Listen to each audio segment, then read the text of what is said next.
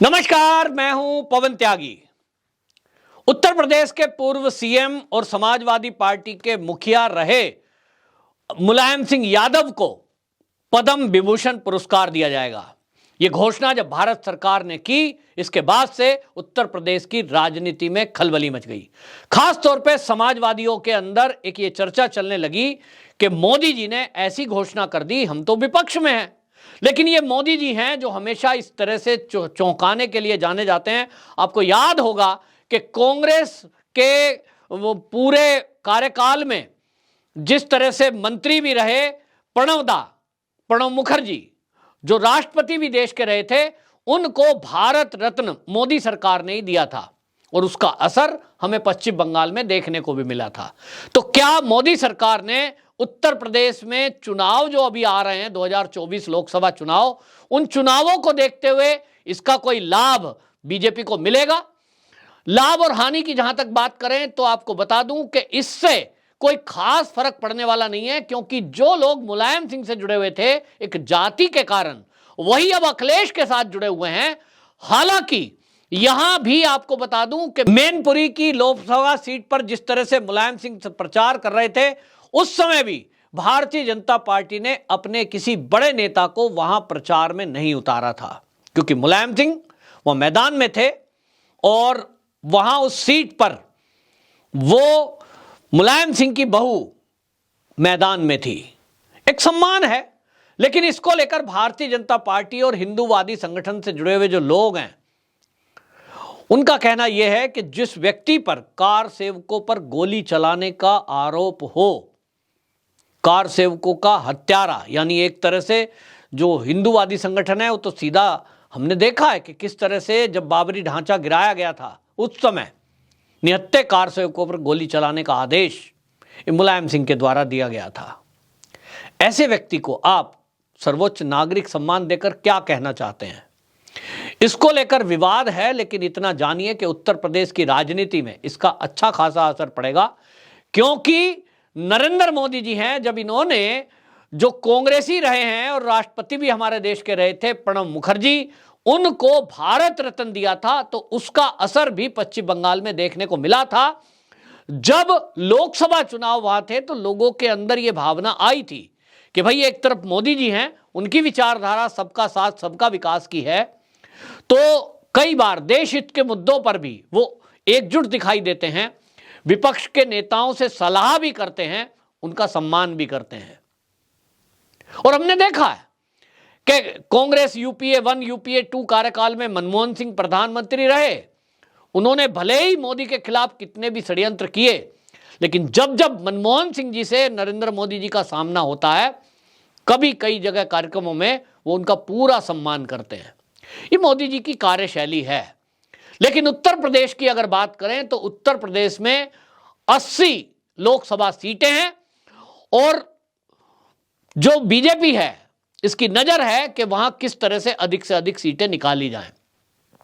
अब उसमें जो MY फैक्टर लेकर के समाजवादी पार्टी चलती है, यादव उसमें सारे इसलिए जुड़ जाते हैं कि भाई अभी तक मुलायम सिंह थे, अब उनका बेटा अखिलेश है।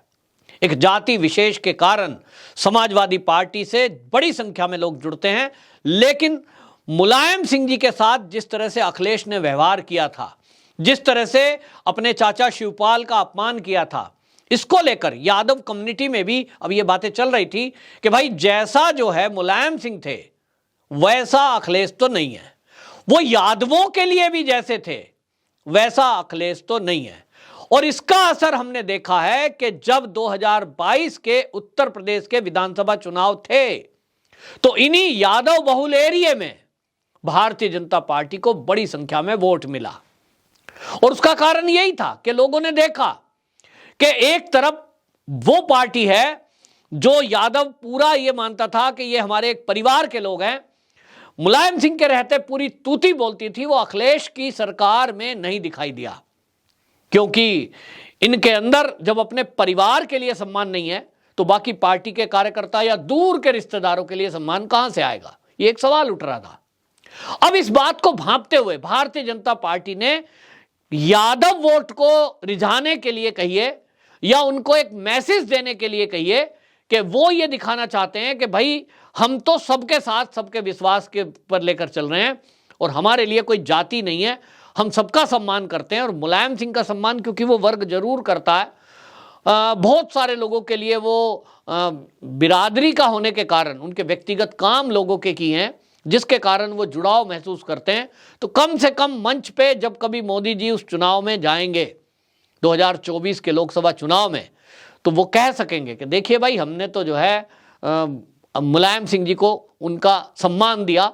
और इस सम्मान में मैं आपको बता दूं कि भाजपा के और हिंदूवादी नेता कई इसको लेकर नाराज भी हैं, क्योंकि बहुत सारे लोगों का ये कहना है कि एक व्यक्ति जिसके ऊपर यह आरोप है कि उसकी सरकार के रहते कार सेवकों पर, निहत्थे कार सेवकों पर जिस तरह गोली चलाई गई, ऐसे व्यक्ति को आप सर्वोच्च नागरिक सम्मान कैसे दे सकते हैं? ये सवाल उठ रहा है। लेकिन राजनीति है और राजनीति में राज सबसे ऊपर है। नीति ऐसी बनानी पड़ती है जो सत्ता आपको दिला दे वोट लेने के लिए। तो कहीं ना कहीं ये एक भारतीय जनता पार्टी की तरफ से दांव खेला गया है यादव वोटरों को रिझाने के लिए। वहीं दूसरी तरफ मैं इसको ऐसे भी मानता हूं कि देखिए, वो लंबे समय तक उत्तर प्रदेश में राजनीति में रहे हैं। एक उत्तर प्रदेश की मैं कहूँगा भाजपा के बाद अगर कोई सबसे बड़ी पार्टी है तो वो समाजवादी है, उसके मुखिया रहे हैं। और जिस तरह से उन्होंने राजनीति की है, देश के मुद्दे पर अगर आप देखेंगे तो मुलायम सिंह यादव, चाहे उनके आप संसद के अंदर के भाषण देखेंगे, देश के मुद्दे पर वो हमेशा पॉजिटिव रहे हैं। जब पूरे देश में कांग्रेस और वामपंथी सर्जिकल स्ट्राइक पर सवाल उठा रहे थे, मुलायम सिंह यादव के उस समय बयान देखिए, उन्होंने सेना के पक्ष में खड़े होकर और सरकार के साथ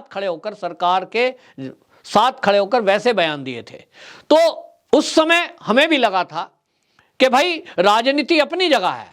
उस समय मुस्लिम वोट लेने के लिए उन्होंने कार सेवकों पर गोली चलाने का आदेश दिया, वो उस समय उनकी परिस्थिति थी। लेकिन बाद में व्यक्ति को शायद समझ आ गई है, उनको लगा कि मोदी जी अच्छा काम कर रहे हैं और इसीलिए खुले मंच पर उन्होंने मोदी जी को आशीर्वाद दिया था। संसद में उन्होंने बोला कि मैं चाहता हूं कि मोदी जी प्रधानमंत्री बने। और हिंदी को लेकर जिस तरह का मुखर वो बयान देते थे, हिंदी भाषणों में इस्तेमाल करते थे, विदेशों तक में अगर हिंदी जाकर कोई बोल रहे थे और हिंदी के ऊपर बात करते थे, वो पहले मुलायम सिंह यादव थे। तो देश का मुद्दा हो, चाहे हमारी संस्कृति का मुद्दा हो, चाहे हमारी भाषा का मुद्दा हो, उस पर मुलायम सिंह यादव ऐसे नेता थे जो कम से कम भाजपा की विचारधारा से मिलते हुए दिखाई देते थे। पहला नेता ऐसा था जो हिंदी को लेकर इस तरह की बातें करता था कि भाई हिंदी हमारी राष्ट्रभाषा है, उसको आगे बढ़ाना चाहिए। कभी हमने पहला इस तरह से बीजेपी के लीडरों को भी नहीं सुना था कि उनके भाषण हिंदी में होते हों, हिंदी के लिए बात करते हों। उस समय की बात कर रहा हूं जब ये मुख्यमंत्री हुआ करते थे या केंद्र में मंत्री हुआ करते थे। और देश के मुद्दे पर जब भी भाजपा सरकार भी आ गई, तब भी हमने देखा कि पॉजिटिव सोच रखना, सेना पर कोई सवाल उठाए वो कतई साथ खड़े होते दिखाई देते थे। और देश हित के जितने कानून बने हैं उसमें भी मुलायम सिंह यादव साथ दिखाई दिए। मुस्लिम वोट उनका एक वोट बैंक है, एमवाई समीकरण उनको जिताता रहा। उस एंगल पर वो जरूर उस वर्ग को रिझाने के लिए वैसे काम, वैसे बयान देते रहे जो उनको खुश कर सकते थे। लेकिन जहां मैंने कहा देश की बात है, वहां वो देश हित के मुद्दे के साथ खड़े रहे। और शायद यही कारण है कि मोदी जी ने उनको इसके लिए, पुरस्कार के लिए चुना है। और सारे विवादों को दरकिनार करते हुए मोदी जी ने फिर से एक बार लोगों को चौंका दिया है, क्योंकि विपक्ष के नेता को चुनना और अपने नेताओं को छोड़ना, ये कोई अगर कर सकता है तो वो मोदी जी ही हैं। बहरहाल पक्ष के लोगों को भी समझना चाहिए कि इस देश में राजनीति जरूरी है और 2024 का चुनाव बहुत महत्वपूर्ण है। एक एक सीट बड़ी महत्वपूर्ण है और इसलिए मोदी जी ऐसी रणनीति बनाने में लगे हैं कि अब की बार 24 में पिछली बार से भी ज़्यादा सीटें आएँ। तो ये कार्यकर्ताओं को भी समझना होगा और इसलिए अपनी भावनाओं को कंट्रोल में रखते हुए बस एक ही ध्यान रखना है कि 2024 में अधिक से अधिक सीटें कैसे आएँ। वंदे मातरम।